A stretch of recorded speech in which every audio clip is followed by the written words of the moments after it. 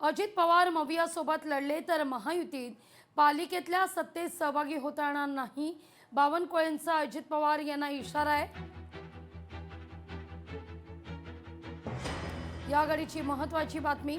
अजित पवार जर मवियासोबत लढले तर महायुतीत पालिकेतल्या सत्तेत सहभागी होता येणार नाही असं बावनकुळे स्पष्टच करतायत. महानगरपालिकेत निवडणुकीआधी जी महायुती असेल तीच पुढे राहील असे देखील संकेत बावनकुळे यांनी दिलेले आहेत. ऐकूया आपण बावनकुळे नेमकं काय म्हणतायत.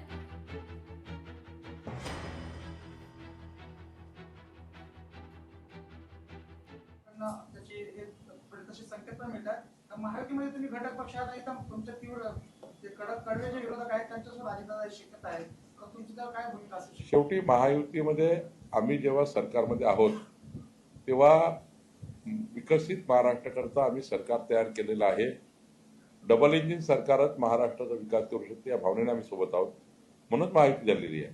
आता प्रश्नाला पक्षीय प्रश्न आहे की भाजपाने कोणाला घ्यावं, अजितदादांनी त्यांच्या पक्षामध्ये कुणाला त्या ठिकाणी सोबत घ्यावं, एकनाथ शिंदेजींनी कुणाला घ्यावं याचं पक्षीय राजकारण आहे. पक्षीय राजकारणात त्यांना मुभा आहे. पण महायुतीमध्ये मात्र सत्तेमध्ये येताना कुठल्याही पद्धतीने सत्तेचे वाटाघाटी होता येणार नाही. महायुतीच्या सरकारमध्ये सत्तेचे वाटाघाटी होता येणार नाही अशी भूमिका आहे. त्याने त्याच्या पक्षामध्ये काय काय करायचं त्यांनी करावं, कुणासोबत जायचं काय जायचं. राज्याच्या महायुतीमध्ये हे जे आमचे युतीपूर्वीचे म्हणजे निवडणुकीपूर्वीची जी युती होती तीच त्या ठिकाणी कायम राहणार आहे.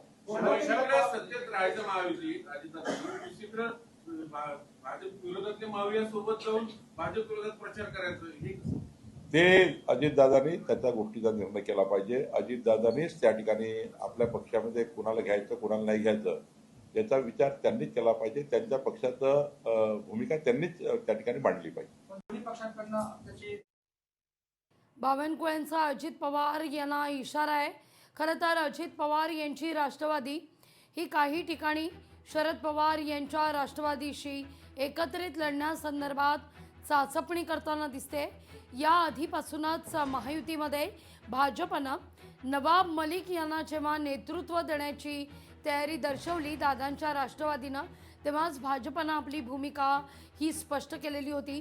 जर नवाब मलिक यांना नेतृत्व करण्याची संधी दिली तर भाजपचा कुठल्याही प्रकारे पाठिंबा नसेल, युती नसेल असं भाजपनं याआधीच जाहीर केलेलं असताना आता जर अजित पवार हे शरद पवार यांच्या राष्ट्रवादी समवेत लढण्याच्या दृष्टीनं चाचपणी करत असतील तर मात्र इशारा देण्यात येतोय भाजपकडून महायुतीत पालिकेतल्या सत्तेत सहभागी होता येणार नाही असा.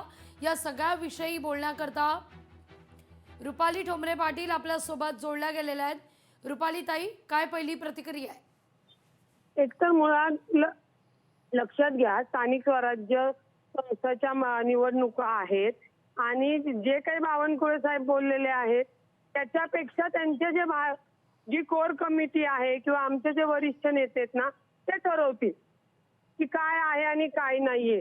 त्याच्यामुळे त्यांनी जरी वक्तव्य केलं तरी त्यांनी त्यांच्या पक्षाचं एक मला वाटतं ते प्रदेशाध्यक्ष मंत्री नेते म्हणून बोलले असतील, परंतु हे कोर कमिटीमध्ये वरिष्ठ नेते सांगतील की बाबा काय आहे, सोबत राहायचे का नाही. नाहीतरी आता पुणे स्थानिक संस्था या आम्ही वेगवेगळ्या लढत आहोत. अगदी, पण सत्तेत मात्र पालिकेत राहता येणार नाही असं बावनकुळे यांनी स्पष्ट केलंय. जर तुम्ही शरद पवार यांच्या राष्ट्रवादी समवेत चाचपणी करत असाल तर कुठेतरी राष्ट्रवादीचं वागणं भाजपला वारंवार खटकतंय. मग नवाब मलिक यांचं नेतृत्व असू दे किंवा शरद पवार यांच्या राष्ट्रवादीसोबत हातमिळवणी करण्याचा प्रयत्न. नाही, मुळामध्ये तुम्ही लक्षात घ्या की जी काही महायुती आहे ती राज्यामध्ये आहेच आहे ना. नवाब मलिक साहेबांच्या सना मलिक ज्या मुलगी आहे त्या आता महायुतीतच आहेत. त्याच्यामुळे त्यांना तो त्रास असण्याचा किंवा त्रास आहे असं म्हणता येणार नाही. आता पक्ष म्हणून त्यांनी त्यांची जी काय मत मांडलेलं आहे ते बीजेपीच्या आणि महायुतीच्या आणि पुढे कोर कमिटी किंवा वरिष्ठ नेते बघून सांगू शकतात. अगदी. रुपालीताई, धन्यवाद आमच्याशी संवाद साधलात त्याबद्दल. लोकशाही मराठी ऐका, पहा, जागरूक रहा.